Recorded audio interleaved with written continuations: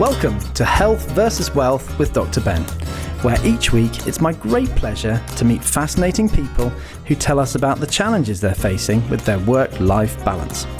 I'm Dr. Ben Sinclair, and I wonder, do you struggle with your priorities? On the one hand, focusing on your work, business or career, namely your wealth, or on the other hand, looking after your health, which is so important. Over the past 20 years as a GP, I've seen many people spending too long on their screens, cutting corners on their sleep, diet or exercise. The result? Their work life's going well, but their health can suffer. I sincerely hope that my guests' personal and professional experiences may help you to improve your own health and life.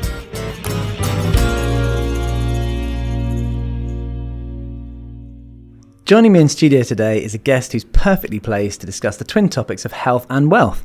She's an award-winning psychologist, leadership empowerment expert, international speaker and author who has just published her first book, intriguingly entitled High Functioning Anxiety. So, Dr. Lalitaa Suglani, welcome to the show. Thank you. Thank you for having me. It's so good to have you here. Tell me why that book title?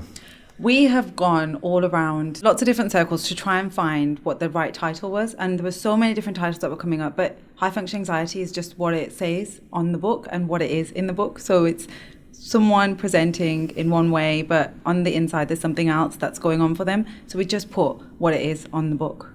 I love it. And at Dr. Finley's, we deal with a lot of, high-functioning people. And so many of us are pressured and anxious with the busyness of work and life. I'd love to hear more about the book in a moment. But first, tell me about your background and your upbringing. Now, you were a bit of a rebel, I hear. Yes. So I started off being the good girl.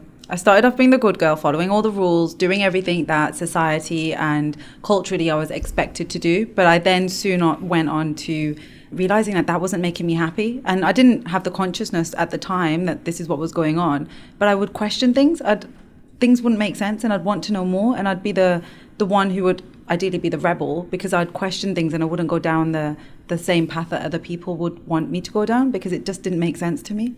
So curiosity was your driver. Yeah. Interesting. Still is. Yeah. And I think if we're in this health space, we need that curiosity because it keeps changing so fast, doesn't it? Yeah. Now, here's a fishy fact about you. I'm told your decision to study psychology at Leicester University was influenced by a dolphin? Yeah. Yeah. This is a really interesting story. So I remember thinking, what am I going to do at university? When I was planning to think about what I was doing for my A-levels, I went to a taster session and one of the tutors there, she was talking about dolphins and she said, dolphins sleep one brain hemisphere at a time, otherwise they drown. And I was just like, what? Like, this is something what is this? And from that fact, I decided to go down the psychology route. Wow, but wouldn't it be cool if we could do that? If we could switch off one part of our brain to rest yeah. There's never enough time in the day, is there? Imagine if we did that, how more productive we could be. No, and I suppose, there are things like breath work and meditation that can calm everything down. But it'd be nice to rest one half while you were busy working the other and then, be able to switch it at will. I'm sure there's some things we'll find in the future that can shut those things down or stimulate the other side, I suppose. Now, you're a psychologist and in 2013 you started your own business. What sort of clients do you support and how do you help them? So when I first started out, I was working with a vast number of different clients, but as I've become more interested in the high functioning side, that's the type of clientele that I work with now. So it's often high performing individuals, high achievers, people that are professionals, leaders, but underneath that there's so much more going on. So they may have anxiety, overthinking, they may ruminate a lot, they may be very stressed out, and because people don't see it, it's very hidden, they come across like they have it all together, but underneath that's not what's going on. So those are the types of individuals that will come to me with burnout, loneliness, stress, anxiety, and they're the ones that I try and work with. And I think there's so many people who are actually wearing a mask or definitely like you said, you gave up that mask, you refused to conform, and as a rebel you were asking questions, why do I have to do this? So many people now are trying to deliver, finding that they can't hold that mask up, or it takes so much effort and it produces anxiety, doesn't it? And often it comes from a place of people worrying about what other people are going to be thinking. So people have this idea of, I can't show that I haven't got it together, or I can't show that I can't get this deadline met in some way, because if I don't show that, then people are going to think I'm not capable, I'm weak, I'm not able to do this. But then you don't get the validation that you want from others. So it's breaking down all of these patterns to understand why you show up the way you do. Really interesting. I found as a doctor, actually, the more I'm vulnerable to my patients in an appropriate way, the more that actually they can relate to the journey or to how these things are happening. So I had long COVID back in 2021, and actually we've attracted so many clients who have long COVID because they can see that I've gone through it, and that I'm still managing those conditions. The strange thing about that was it developed a weird anxiety that I couldn't really explain. I haven't really been an anxious person. I've done all sorts of crazy things in life, and actually became anxious, and I realized it was actually a chemical anxiety driven by things like poor gut health with immune problems from the infection and histamine release because of this sort of autoimmune reaction. So it has so many different components, doesn't it? Yeah, I completely agree with that. And I think sometimes people don't even realize that they have a form of anxiety. They just keep pushing through because they're not connected with their emotions, or perhaps they've suppressed that part of them down until it gets to a point where they can't continue their everyday life and they have to then do something different. Tell us a bit more about the people who you work with. Do many of them have a neurodifferent presentation? I think more and more people are coming through, and for long periods of time I feel like they've been masking, and it's come to a point where that mask no longer is working for them. So they're getting to this point, and the rules that they've been applying to everyday life, it's just not working, and they don't understand what's going on. And that's when then they start breaking things down and being like, actually, what is really going on here? And that's where you see the presentation of the masking, the anxiety, the stress. And neurodiversity shows up in so many different ways, in males and females, in different professions. It shows up differently. So I think it's about trying to understand and helping people to become more aware of their symptoms. I think through my own experience. So I was late diagnosed with ADHD. I was in my early 20s. I was at university, and it was picked up that there may be something going on here for you. And I didn't know that. I was diagnosed with dyslexia a few years prior to that. But it was only until I started realizing, hang on, what is this that's going on for me, that I started to realize why I was showing up the way that I was. And it helped me to take this mask off. And that has allowed me to go down the route of showing up as an ADHD coach as well, and helping people through neurodiversity to help them make sense of their symptoms, because everyone has different symptoms. Just because you have a diagnosis of ADHD or Asperger's doesn't mean that you're going to fit the presentation. It is about breaking it down and how is it showing up for you as an individual, and what are the tools that you can then use to show up differently. And it's such a broad spectrum, and you mentioned dyslexia. We know that things like dyspraxia, sensory issues tend to be sort of bubbling along, and then you then sort of begin to find that you've got the other neurodifferent. I think of them as potentially gifts, but also challenges. They can drive you to incredible focus and drive, and yet they can also be a distraction. It's something that's got to be managed. How have you found that in your own life? How have you managed that? I honestly think the more awareness that you gain, the more that you start to understand how your brain works, and then you can help yourself. So I know I'm more productive in the morning, and I know routine really works for me in the morning. And if I don't have that, or if I know that sleep's impacted, I know my day is going to be scattered. I know what my sort of red flags are of the day, and it's then, okay, if I'm noticing this is coming up, what can I give to myself? And essentially that's the same with other people. If they notice that they've got this project, they're procrastinating, they're not getting it done, what's going on for them, and giving them tools or allowing them to see things that will work, not just, okay, create a plan and do it this way. It's like, no, what's going to work for you that you know you'll follow, and you're becoming more aware of what works for you and what doesn't. Yeah, wow. And I guess those habits actually help you to then kind of ground yourself into doing the right things at the right time. And almost the routine helps you to do them, even if you're distractible. Yeah. And I think the most important thing there is that you feel enough as you are, because I know for me, when I was masking, I didn't feel enough. I had this rejection sensitivity. I was so hypervigilant of what people were going to be thinking. But when you then really just step in and you become more aware, it really helps you to show up more authentically, because you feel enough as you are and you're not worried about what people think. Lalita, what do you think the extent of the problem is with neurodifference in the UK? I think at the minute we're in a space where there's so many people that are waiting for diagnosis, or they don't know if they have a diagnosis. And I know from the waiting time as well, there's a lot of people waiting. But I know you have an ADHD clinic, and I wonder from your experience how you're finding the waiting times. Well, part of this is we started the ADHD assessment diagnosis service for adults because so many people are presenting with this, and there's apparently 1.5 million people awaiting assessment. purely to get a diagnosis and then to work out what to do. And so it's a huge amount of people on those waiting lists in the UK with the NHS. Private services are being overwhelmed, and we really want to produce an excellent private service that's accessible. The other thing that drove us there was there's 2.3 million people with long COVID, and long COVID drives this sort of brain fog, which brings out neurodiverse, neurodifferent traits. And actually, because the brain slows down, people can't mask anymore. And we see so many of our young female patients who have not been picked up coming to the long COVID clinic, clearly having some neurodifferent traits that have been massively exaggerated by brain fog. Yeah, and I think it's really important that it's great to have a diagnosis of what's going on, but it's also the aftercare, because there's a number of people that I know that they've got a diagnosis and like, I have ADHD, and I'm like, okay, how does it show up for you? And they're like, I don't know. So I think it's, if you have a diagnosis, it's also going deeper into understanding how does this then show up for you and giving yourself what you need. Absolutely, and it's not just fire and forget with a diagnosis. It doesn't just end with medication. And we have so many things nutritionally that we know we can do. Or like you mentioned, lifestyle and routine. So many things you can do just to help that and just to soften that it's not all about diagnosis and medication. Some people don't want to get diagnosed because they feel labelled or pigeonholed by a diagnosis. And you've got to take each case individually. Or people fear that they're going to be on medication, and I'm like, no, that's not the case. So they're like, I don't want to go down that route, because they have this stigma or attachment of it's weak, or there's something wrong with me, or it's like trying to break through these myths.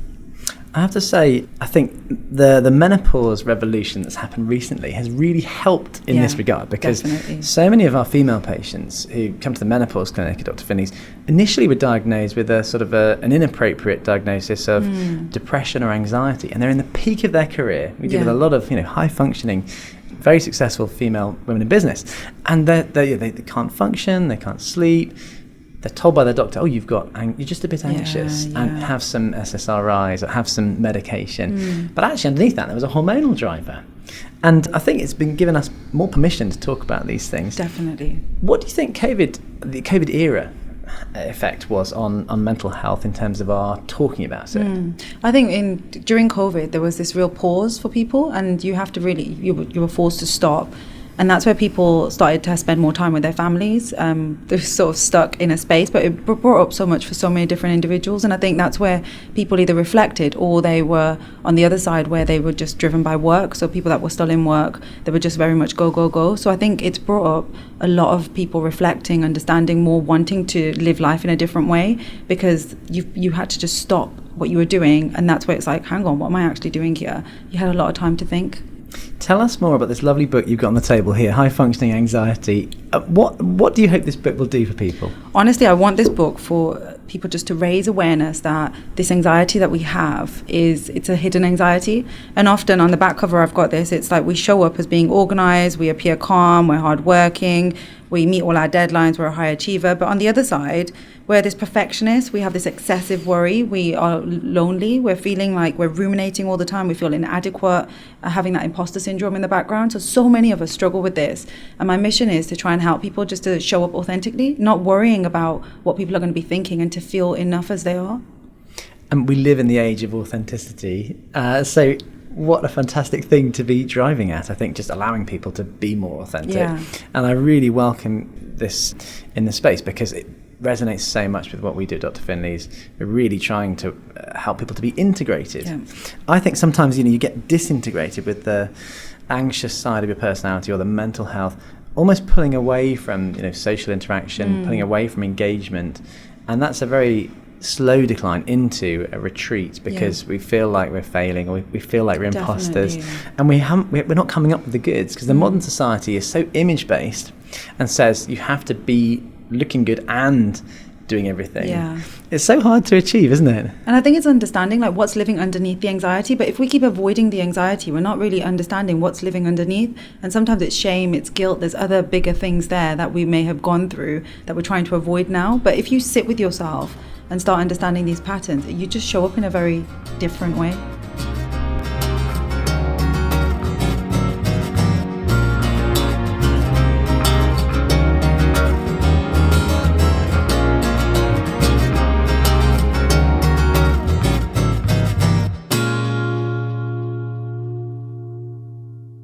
Welcome back to Health versus Wealth with Dr. Ben. And for those of you joining us late, I'm here with an award-winning psychologist, leadership empowerment expert, international speaker, Dr. Lalitaa Suglani.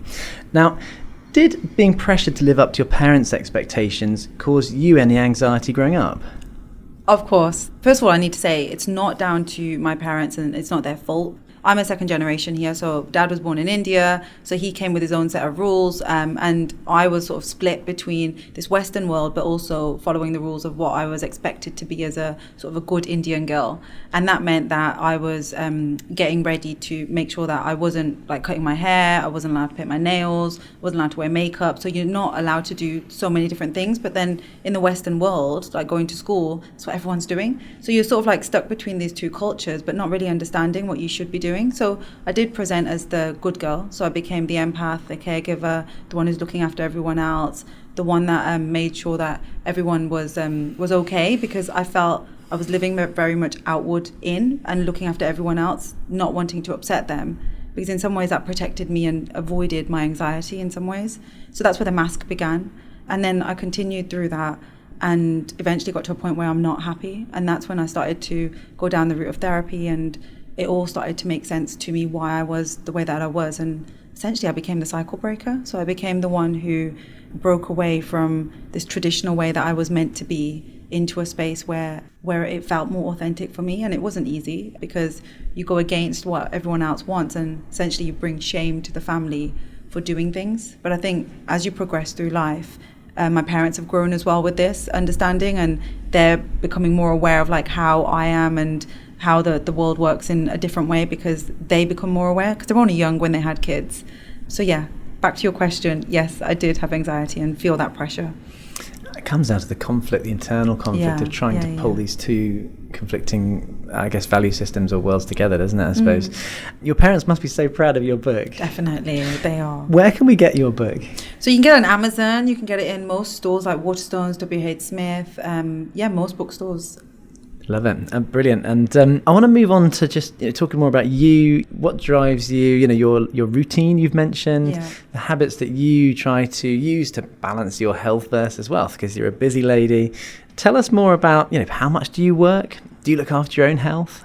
I have got to a point where I really self-care and make sure that I show up to the best that I can. Once upon a time, I was very much stuck in that workaholic, go, go, go, go, go. And it's only until I started realizing how I need to look after myself and really come into mind-body connection. So for me, it is about managing my routine, managing my energy every day, making sure I'm eating well. So I do all of these things because I want to look after myself. And at Dr. Finley's, we really, prize those foundation stones of good health. There are social aspects of that, there are spiritual aspects of that, there are the physical aspects of that, and the mental aspects. So I'm intrigued to know, let's say, what do you do to optimize your sleep? With this diagnosis of ADHD in the background, sleep is so important for your brain to recover. Tell us more about how you've helped yourself sleep. So I'm an early bird, so I always wake up around 5 o'clock in the morning, and I like to get up, go for a run and have my morning. I need that space in the mornings.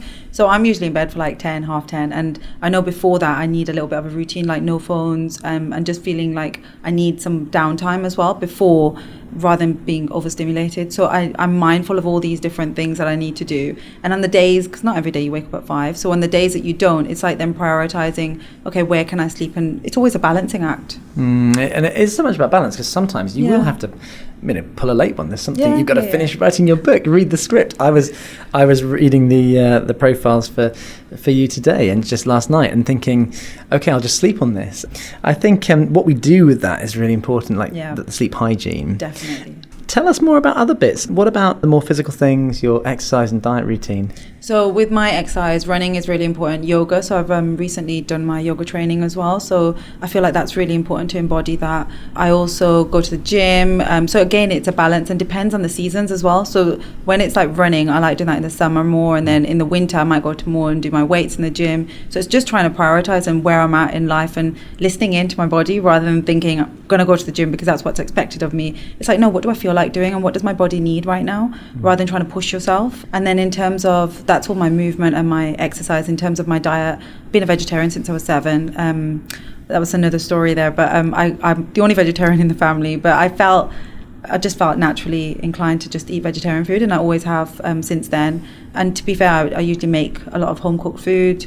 I enjoy all of that. I like nurturing again my body and knowing through the season. So winter is more of like the warming food, summer might be more salad. So it's trying to understand again, what does your body need, and giving yourself that.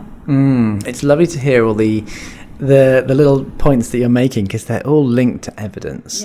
And essentially ancestral living is behind some of the things you're talking about. And so great evidence for a fully plant-based diet in people who are well adapted and who choose that lifestyle.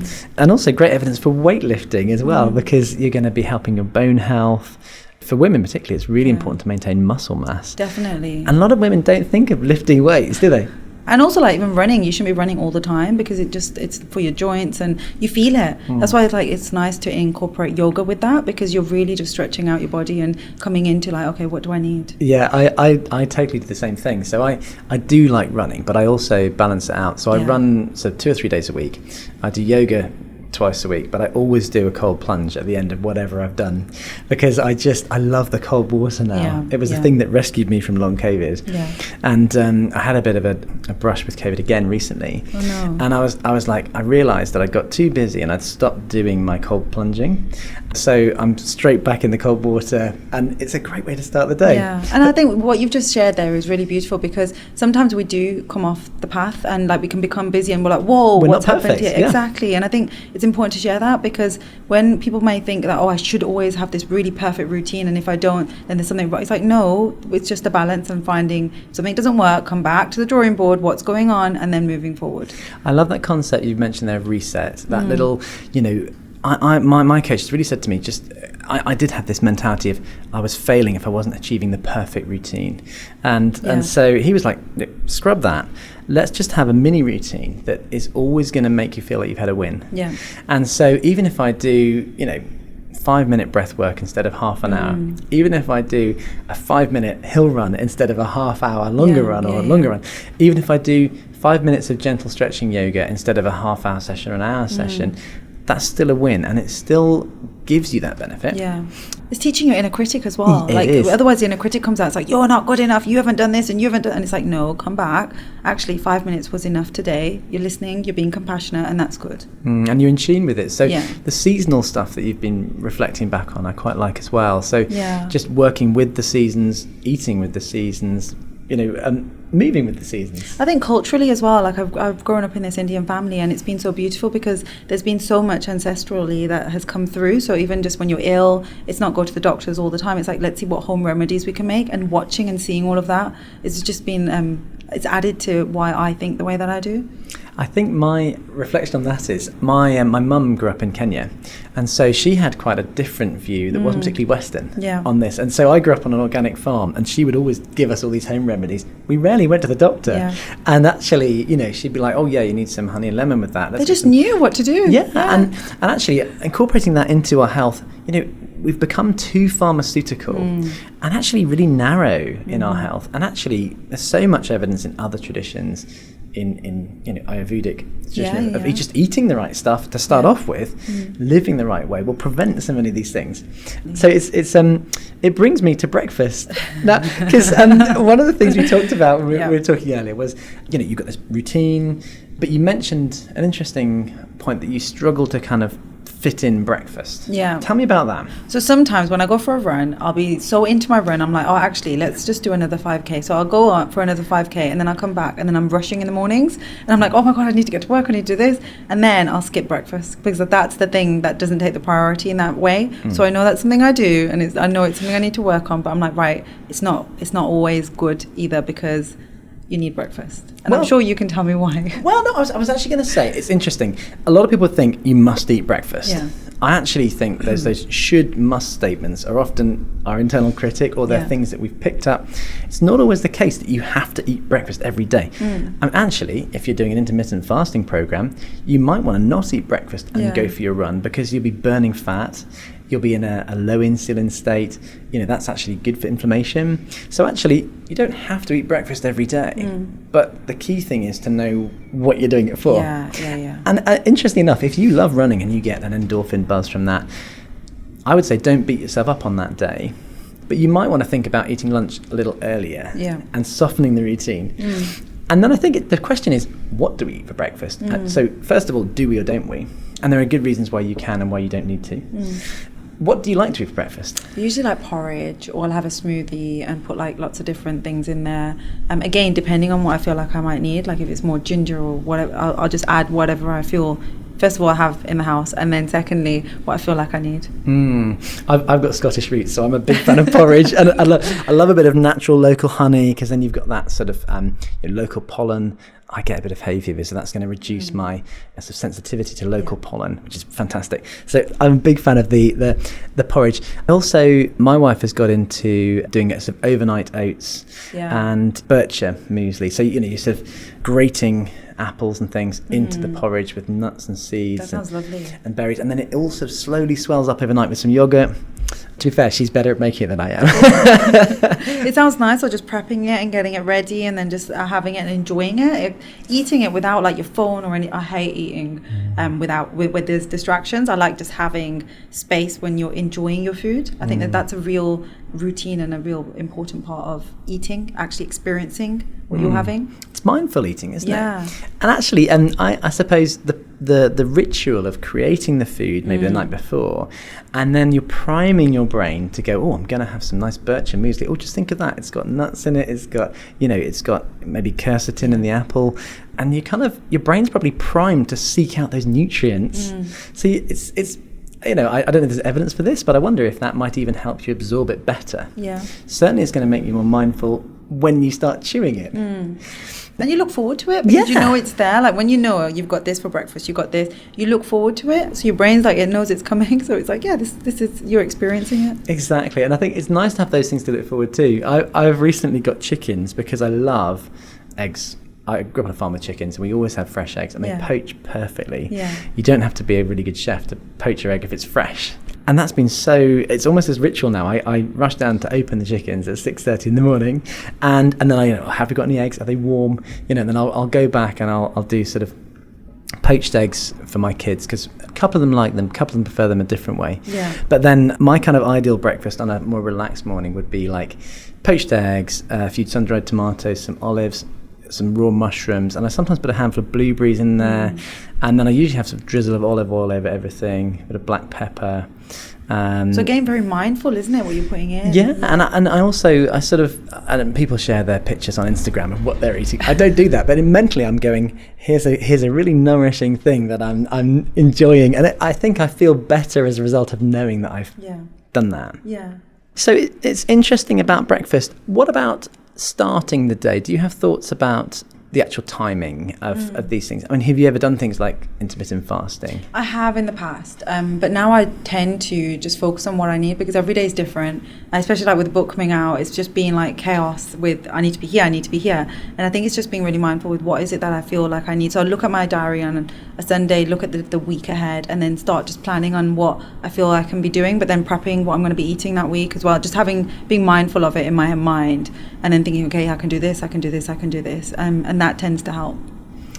Well, fantastic. Dr. Lalitaa, it's been so interesting speaking to you today, and I really wish you well with the launch of your book. Thank you very much. Thank you so much for coming on. Thank you for having me. So I do hope you enjoyed today's episode of Health versus Wealth with Dr. Ben, and I hope it may help you improve your life and health. You can also take one easy step by achieving that right now by subscribing free on your usual podcast platform. And if you'd like to be a guest on the show, you can email me on podcast@drfinlays.co.uk. I hope you'll join me again, but for now it's goodbye from me, Dr. Ben.